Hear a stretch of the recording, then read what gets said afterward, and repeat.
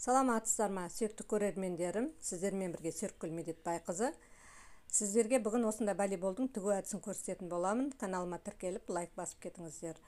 Ол үшін бізге осындай лекалы керек болады. Мен алдын ала сызып, осындай лекалы мен жұмыс жасаймын. Осындай кардонға, қаттылы кардонға жасап аласыздар. Алдымен осындай параққа көрсететін боламын сіздерге.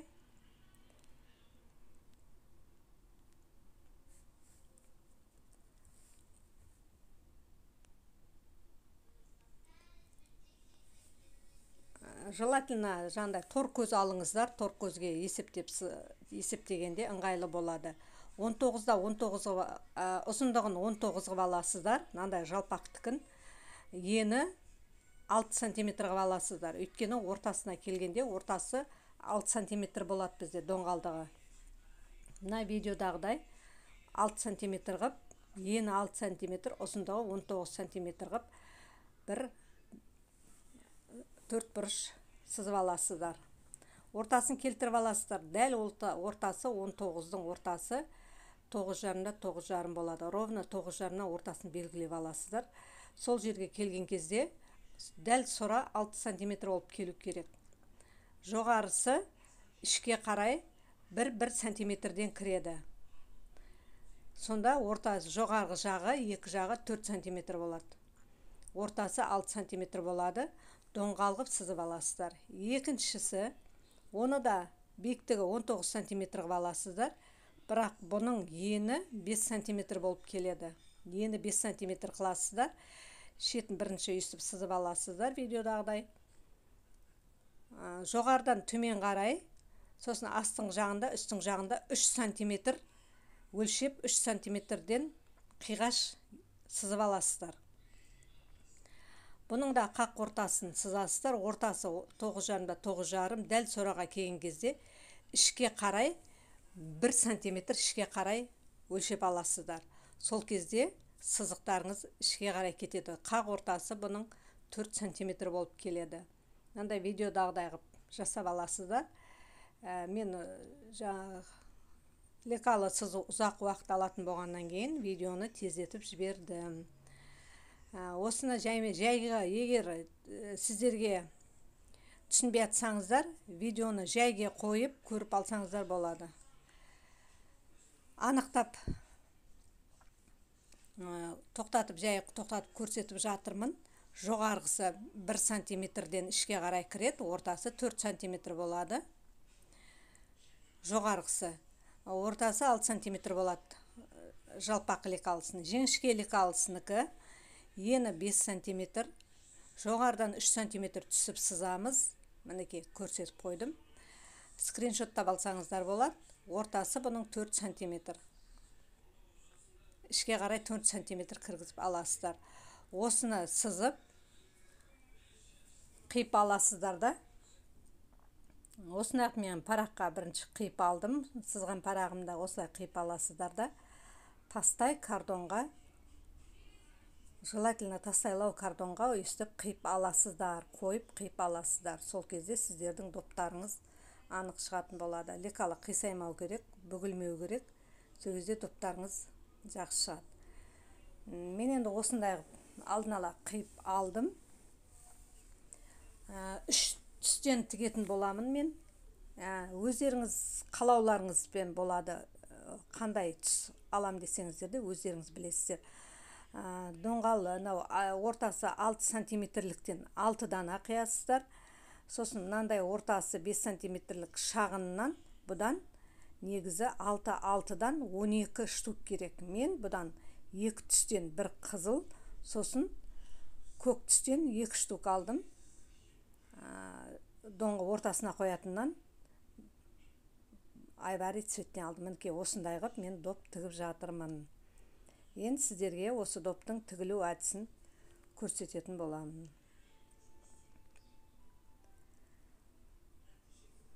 Ортасындағы ақ түс матаға, ақ түс емес енді бұл айвари түс матаға бетіне қойып, қызыл түс матадан тігетін боламыз.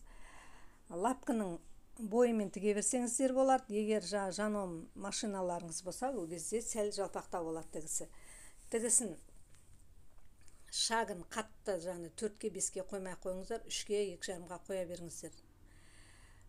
Сосын тігісті түзу тігіңіздер. Анау түзу тіккен кезде ненің шетін, матаның шетін туралап ұстап отырыңыздар. Бір жағы ішке кіріп, бір жағы сыртқа шығып кетіп отырмасын маталарыңыз, тігістеріңіз.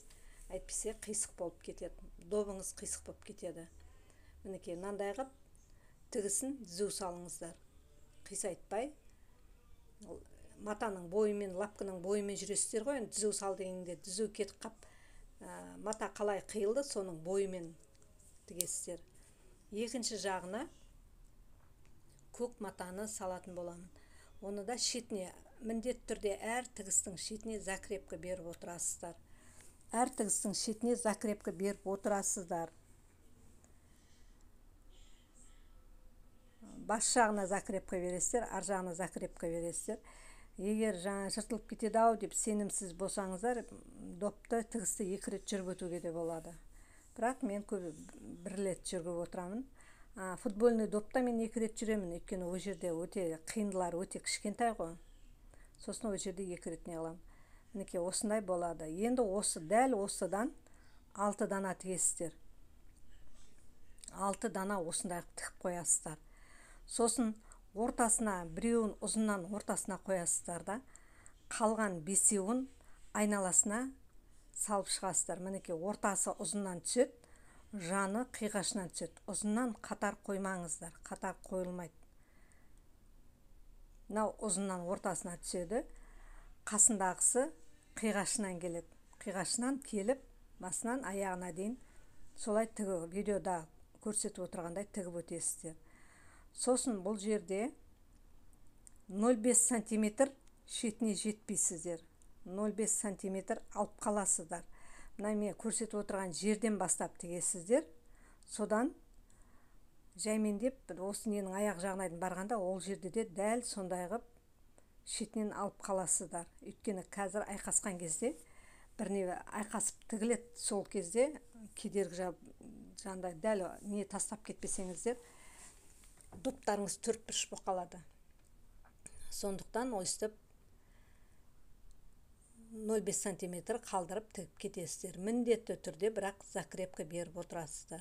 Закрепка қай жерде де міндетті түрде дәл осы тігістерде закрепка жүреді. Алдында закрепка салмадық.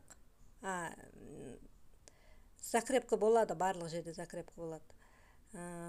Мына жерден 0,5 сантиметрді ұмытпаймыз.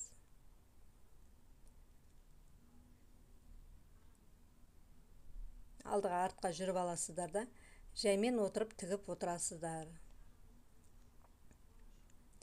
Доптарыңыз әдемі шықсын десеңіздер, лекалаларыңызды дүп-түзу дұрыс, лекала дұрыс жасалатын болса, сол қиған маталарыңыз дұрыс қиылған болса, ол кезде доптарыңыз доп-домалақ болып пішін береді. Егер лекала дұрыс қиылмай кетсе, кішкентай 0,1 сантиметр болса да, 0,1 миллиметр болса да, ішке қарай кіріп немесе шығып кетсе, өзі доптарыңыз обязательно өзінің пішінін бермейді, қисайып кетеді. По-любому жаңағы сопиып па, бір жағы 4 бұрыш болып сөйтіп тұрады. Жаймен закрепка беріп аласыздар. Міне, осындай қып шеті ашық тұру керек. Біріншісі кетті. Екіншісінде дәл солай жанына қиғашынан қойып тігесіздер.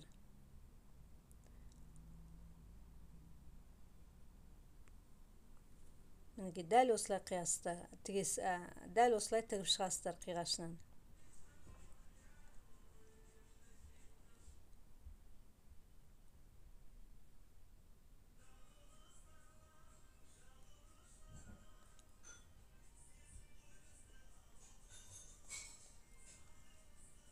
нөл бес сантиметр шетінен қалдырамыз, закрепка береміз, жаймен тігіп отырасыздар. Тартпаймыз, матаны тартпайсыздар.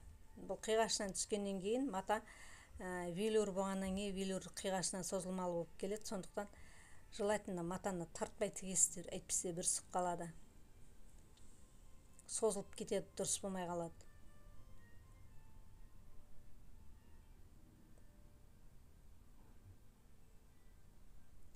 артқа закрепка береміз. Міне бұл жерде де дәл сондай шетін 0,5 см шетін алып қалдық. Мінекей.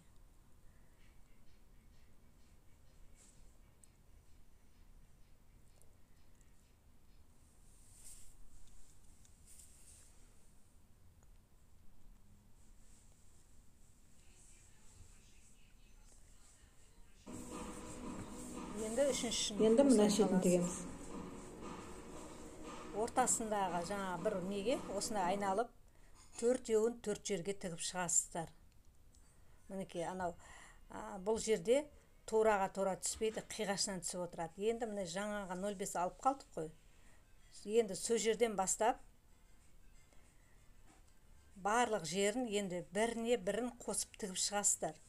Мінекей 4 жағын қосасыздар біріне бірін. Осылай қосып барлығын тігіп шығамыз. Бұл жерде де 0,5 алып қалуды ұмытып кетпеңіздер. Аяғына дейін тігіп жібермеңіздер. Бұл жерде де 0,5 см шетінен алып қаласыздар. Туралап тігіп шығасыздар.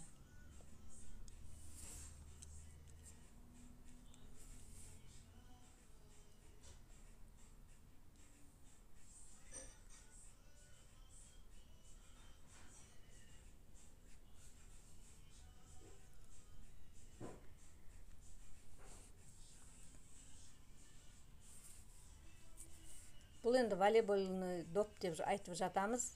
Бұл жерде қандай түс болса да таңдай бересіздер. 2 түстен де тігуге болады, 3 түстен де тігуге болады. Немесе әр түс әр түрлі болса да бола береді. Бір түс, менде анандай түс жоқ еді, бірақ түс қана бар менде десе, одан да болады. Қалай өзіңізге ұнайды, қалай тіккіңіз келеді, сол түсті таңдап тіге беріңіздер. Мен бұл жерде жаңа клиенттің заказын тігіп жатырмын. Және де сіздерге тігу әдісін көрсеткім келді. Каналға тіркеліп, лайк басып, комментарий қалдырып кетуді ұмытпаңыздар. Міне енді соңғы 5-ші, соңғы 6-шысы қалды. 6-шысын бетіне ойыстып қосамыз. Бұл жерде де тура жатқан тігіске қиғашынан түседі. Бұл жерде де дәл қиғашынан түсіресіздер. Тура түспейді. Әнекей. Бір жағында қиғаш түскен блокқа ұзынан түскен блок түседі. Айналдырып тігіп бұл жерде де барлығын тігіп аласыздар. Бұл волейбольный доп, футбольный допқа қарағанда оңайлау кетеді, әрі уақытта аз кетеді. Мысалы, менің каналыма тіркелген кісілер болса, менде видео бар, матадан доп тігу деген, андай 4-5 кәдімгі футбольный доптан тігілген. Ол сәл уақыт талап етеді. Өйткені өте майда нелері. Енді бұл жерде ішіне біз холофайбер саламыз. Ішіне наполнитель салу үшін жегін ашып қалдыруымыз керек. Мен енді жегін ашып қалдырмадым, өйткені ол болғаннан кейін ашатын болатын болғасын.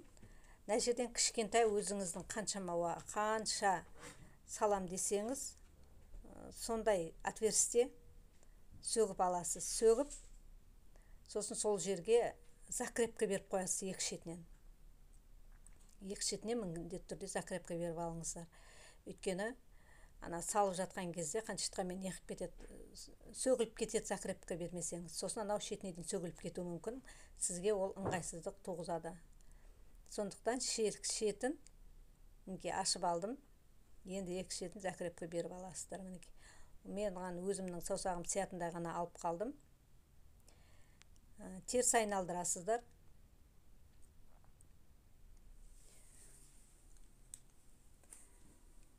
Осылай теріс айналдырып аласыздар да ішіне саламыз. Каналыма тіркелуді ұмытып кетпеңіздер. Мен көп болды видео салмай кеткеніме. Соңғы кезде қол тимей жүр, жұмыс бар дегендей. Арасында осындай видео енді жиі салып тұратын боламын. Осы холофайберден шетіне салып отырамыз. Өте қатты толтырмайсыздар. Өйткені толтырсаңыздар, мата жыртылып кетуі мүмкін. 250-300 грамдай жетіп қалады. Мен енді на глаз өлшеймін, жандай нетпеймін. Өлшеп салмаймын, на глаз саламын. жиегін көмкеріп, жиегі ашықтыр, осыны енді инемен жаймен білдіртпей көктеп аласыздар. Жиегін саусақтарымен реттеп аласыздар.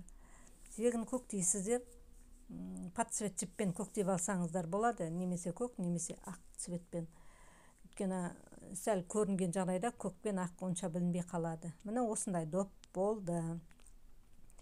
Видеоның соңына дейін көргендеріңізге рахмет. Сіздермен бірге болған Серікгүл Медетбайқызы. Каналыма тіркеліп, лайк басып, комментарий қалдырып кетіңіздер. Келесіде бұдан да жақсы видеолар салатын боламын.